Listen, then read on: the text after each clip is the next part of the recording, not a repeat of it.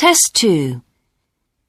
You will hear a number of different recordings, and you will have to answer questions on what you hear.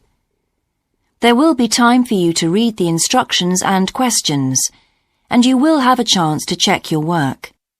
All the recordings will be played once only. The test is in 4 sections.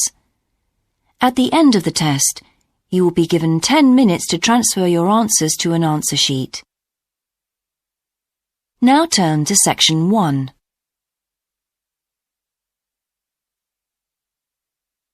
Section 1. You will hear a conversation between a representative of an insurance company and a customer. First, you have some time to look at questions 1 to 3.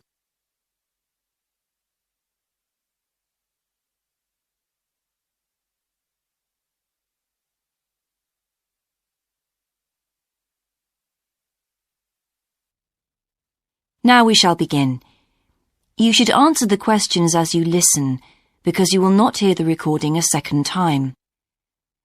Listen carefully and answer questions 1 to 3.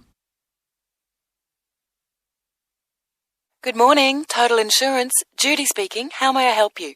I recently shipped my belongings from overseas back here to Australia, and I took out insurance with your company. Some items were damaged during the move, so I need to make a claim. What do I have to do? Okay, well, first I need to get a few details about this. Can you give me your name, please? Yes, it's Michael Alexander. Okay, and your address, please? My old address or my current one? Your current one. It's 24 Manly Street, Milperra, near Sydney. What was the suburb, sorry? Milperra, Milperra. Right. Now, who was the shipping agent, Mr. Alexander? You mean the company we used? Yes, the company who packed everything up at the point of origin. Oh, it was, First Class Movers. Okay. Where were the goods shipped from? China, but the ship came via Singapore and was there for about a week. Don't worry, all of that information will be in the documentation. Now, the dates. Do you know when the ship arrived? It left on the 11th of October and got to Sydney on the 28th of November. Okay. I need one more thing. There's a reference number. It should be in the top right-hand corner of the pink form they gave you. Let me have a look. I have so many papers. Yes, here it is. It's 601ACK. Thanks. Before you hear the rest of the conversation, you have some time to look at questions 4 to 10.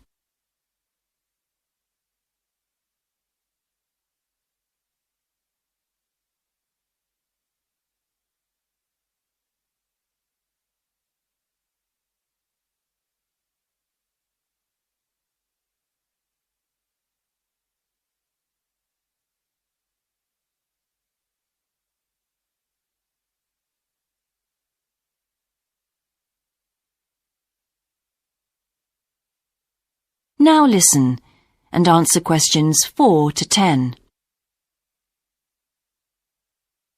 I need to take down a few details of the actual damage over the phone before you put in a full report. Can you tell me how many items were damaged and what the damage was? Yes, well, 4 things actually. I'll start with the big things. My TV, first of all. It's a large one, very expensive. Insurance doesn't cover electrical problems. It isn't an electrical problem. The screen has a huge crack in it, so it's unusable. I see. Any idea of the price to repair it? No. Well, I don't think it can be repaired. It will need a new one. Okay, I'll make a note of that and we'll see what we can do. Now, what was the second item? The cabinet from the bathroom was damaged as well. It's a lovely cabinet. We use it to keep our towels in. And what is the extent of the damage? Well, the back and the sides seem okay, but the door has a huge hole in it. It can't be repaired. I'm really not very happy about it. And how much do you think it will cost to replace it? Well, when I bought it last year, I paid $125 for it, but the one I've seen here in Sydney is a bit more expensive. It's $140. Right, and what was the third item? My dining room table. It's a lovely table from Indonesia. It must have been very hot inside the container because one leg has completely split down the middle. The top and the other three look okay, thank goodness. Any idea of the price to repair it? Well, I had an estimate done on this actually because it is a very special table to us. They quoted us $200, which is really pricey, so I hope the insurance will cover the total cost. I'm sure that will be fine. What was the last item, Mr. Alexander? Well, we have a lovely set of china plates and dishes, with matching cups, saucers, the lot. They were all in the one box, which must have got dropped because some plates were broken. 6, actually. And can you tell me the replacement value of these? Well, it's hard to say because they were part of a set, but they can be up to $10 each as it's such a good set. Okay, so that would be around $60 altogether. Yes, that's right. And is that all of the items? Yes. So, what do I have to do now? That is the end of section 1. You now have half a minute to check your answers.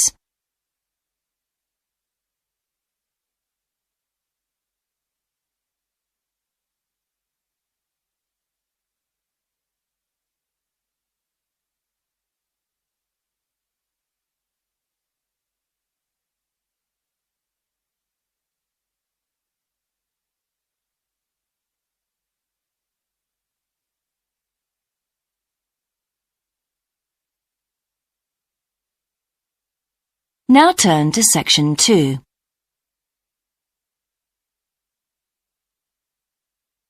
Section 2. You will hear an introductory talk about a new agricultural park. First, you have some time to look at questions 11 to 14.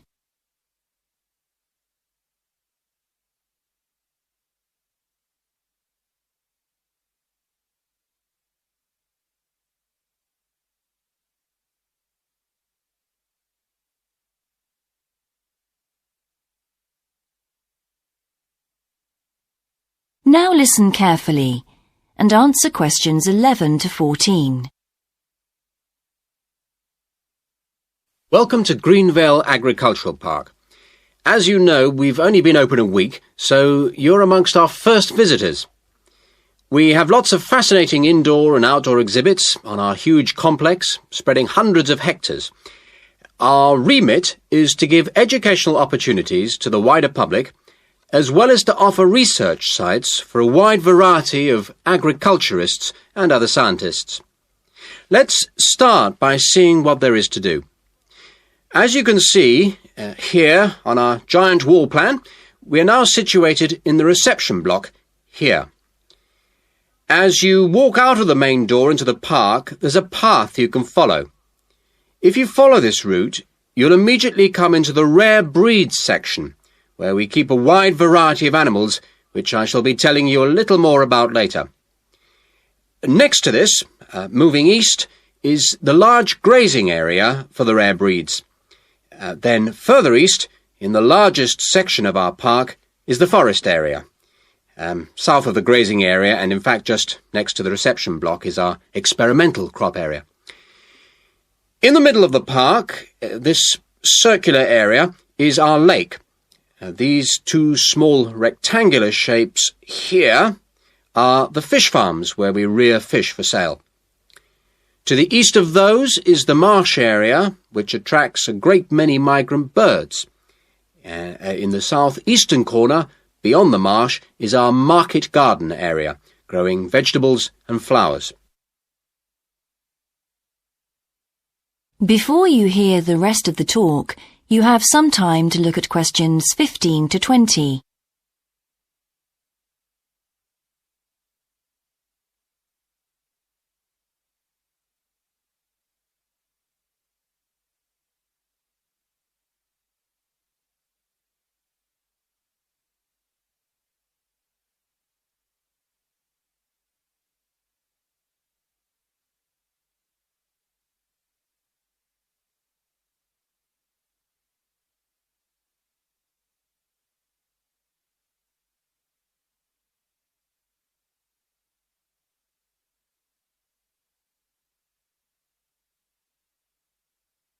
Now listen and answer questions 15 to 20. All these areas can be visited by the general public for almost all the year. Although, please take note of the large signs at the entrance to each area, which tell you when certain areas are being used for particular controlled experiments and are therefore temporarily out of bounds to the public. You can see for yourself what a huge area the park covers, and a key question is always, how can we move around? Well, you have a choice of means, all environmentally friendly. Cars are banned in the park. We have bicycles, which you can hire behind the reception block here. The healthy ones of you can go on foot. And finally, there's our electric tram, powered from solar cells. You find more information about this at the front entrance.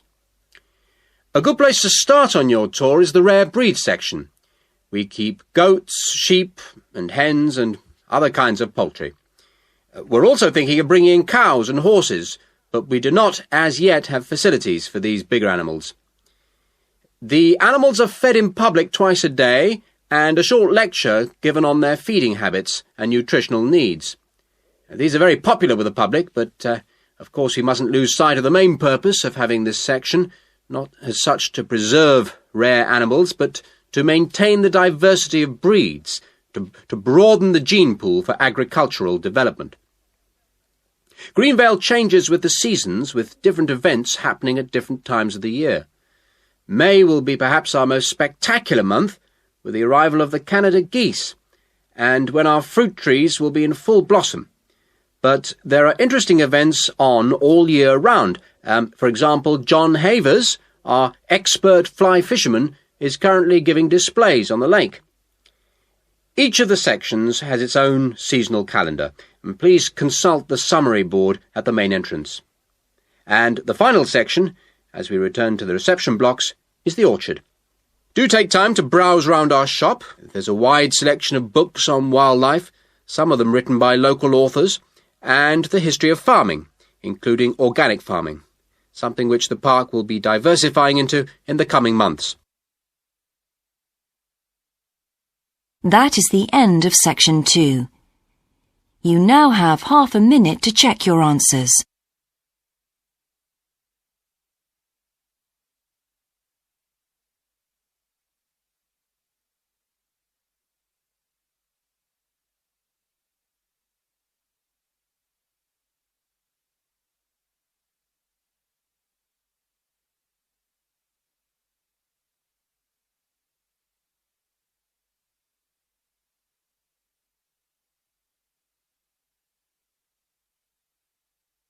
Now turn to section 3.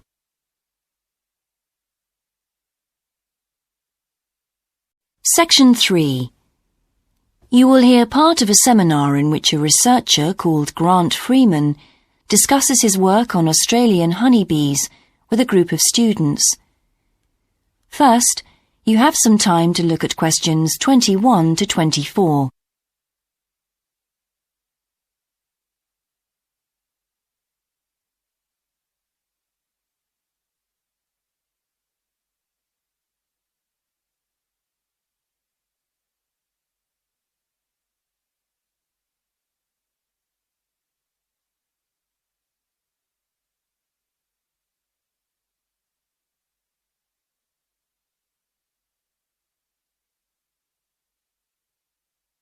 Now listen carefully and answer questions 21 to 24.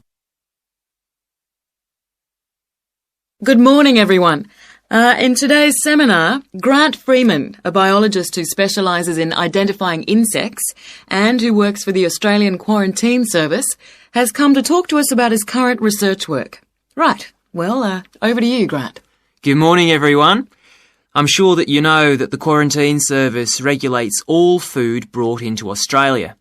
Well, obviously they want to protect Australia from diseases that might come in with imported goods, but they also want to prevent insect pests from being introduced into the country, and that's where I have a part to play. Anyway, my current research involves trying to find a particular type of bee, the Asian honeybee. and finding out whether there are any of them around in various states of Australia. We discovered a few of them in Queensland once and eradicated them. Now we're pretty keen to make sure that there aren't any more getting in, particularly to New South Wales and other states. What's wrong with Asian honeybees? Are they so different from Australian bees? Well, in fact, they look almost the same, but they are infested with mites, microscopic creatures which live on them, and which can seriously damage our own homegrown bees, or could even wipe them out. Well, what would happen if Australian bees died out? Well, the honey from Australian bees is of excellent quality, much better than the stuff the Asian bees produce. In fact, Australia exports native queen bees to a large number of countries because of this. When the European honeybee was first discovered out in the bush, we found they made really unpleasant honey, and they were also too big to pollinate many of our native flowers here in Australia. That must have had a devastating effect on the natural flora. Did you lose any species? No, we managed to get them under control before that happened. But if Asian bees got in, there could be other consequences. We could lose a lot of money because, you might not be aware, but it's estimated that native bees' pollination of flower and vegetable crops is worth $1.2 billion a year. So in a way, they're the farmer's friend. Oh, and another thing is, if you're stung by an Asian honeybee, it can produce an allergic reaction in some people, so they're much more dangerous than native bees. Before you hear the rest of the seminar, you have some time to look at questions 25 to 30.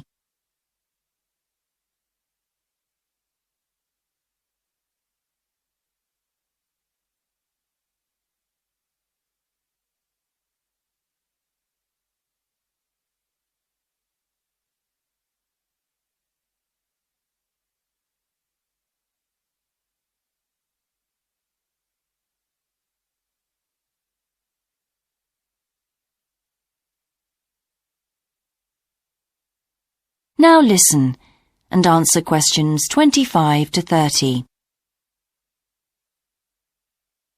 How will you know if Asian bees have entered Australia? We're looking at the diet of the bird called the rainbow bee-eater. The bee-eater doesn't care what it eats as long as they're insects. But the interesting thing about this bird is that we are able to analyse exactly what it eats, and that's really helpful if we're looking for introduced insects. How come? Because insects have their skeletons outside their bodies, so the bee-eaters digest the meat from the inside. Then they bring up all the indigestible bits of skeleton, and of course the wings, in a pellet, a small ball of waste material which they cough up.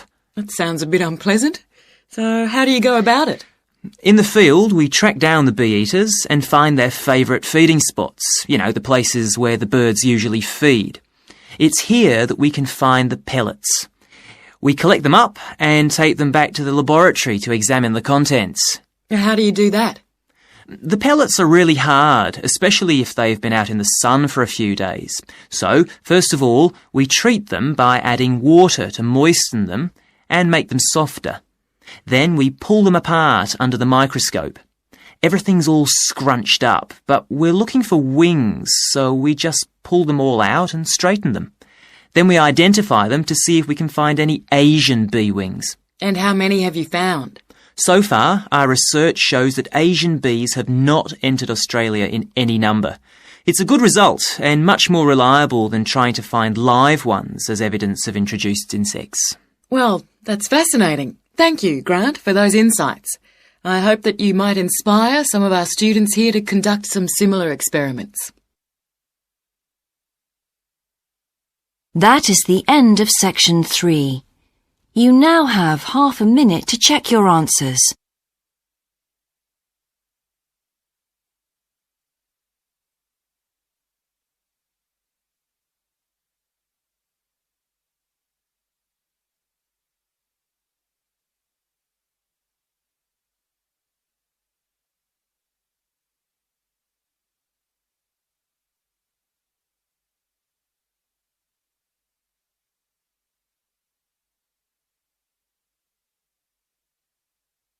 Now turn to Section 4.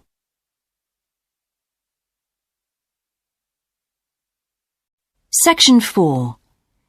You will hear a student called Shona giving a presentation on her research report. First, you have some time to look at questions 31 to 40.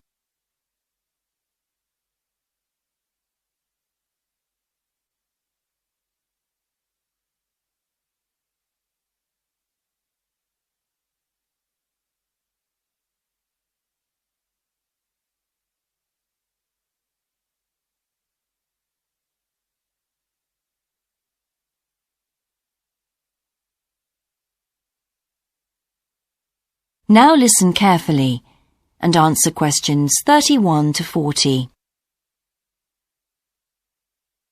I've been doing some research into what people in Britain think of doctors, the ones who work in general practice, the first call for medical care, and comparing this with the situation in a couple of other countries. I want to talk about the rationale behind what I decided to do. Now, I had to set up my program of research in 3 different countries, so I approached postgraduates in my field in overseas departments, contacting them by email to organize things for me at their end. I thought I would have trouble recruiting help, but in fact, everyone was very willing, and sometimes their tutors got involved too. I had to give my helpers clear instructions about what kind of sample population I wanted them to use. I decided that people under 18 should be excluded because most of them are students or looking for their first job. And also I decided at this stage just to focus on men who were in employment and set up something for people who didn't have jobs and for employed women later on as a separate investigation. I specifically wanted to do a questionnaire and interviews with a focus group.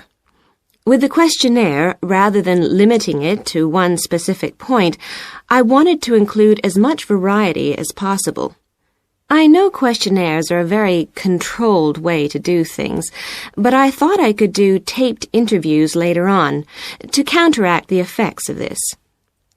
And the focus group may also prove useful in future by targeting subjects I can easily return to, as the participants tend to be more involved.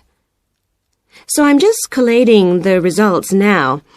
At the moment, it looks as if in the UK, despite the fact that newspapers continually report that people are unhappy with medical care, in fact, it is mainly the 3rd level of care, which takes place in hospitals, that they are worried about.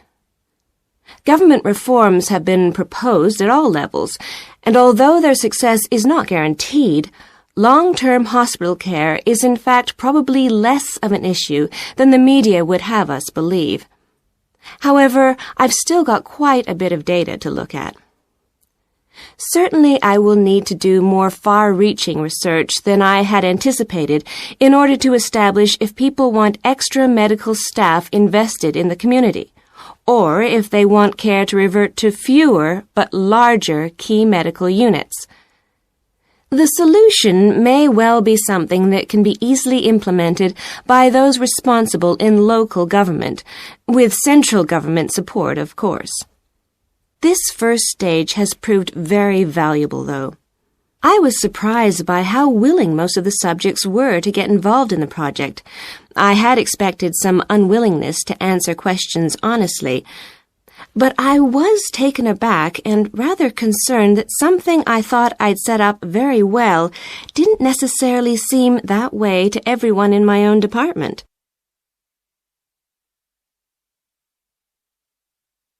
I thought you might also be interested in some of the problems I encountered in collecting my data. There were odd cases that threw me.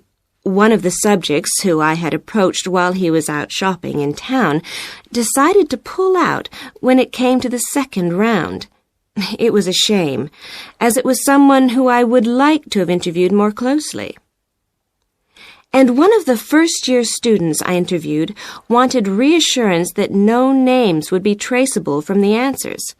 I was so surprised, because they think nothing of telling you about themselves and their opinions in seminar groups. Then one of the people that I worked with got a bit funny. The questions were quite personal, and one minute he said he'd do it, then the next day he wouldn't. And in the end, he did do it. It's hard not to get angry in that situation, but I tried to keep focused on the overall picture in order to stay calm. The most bizarre case was a telephone interview I did with a teacher at a university in France. He answered all my questions in great detail, but then when I asked how much access he had to dangerous substances, he wouldn't tell me exactly what his work involved. It was a real eye-opener. That is the end of section 4. You now have half a minute to check your answers.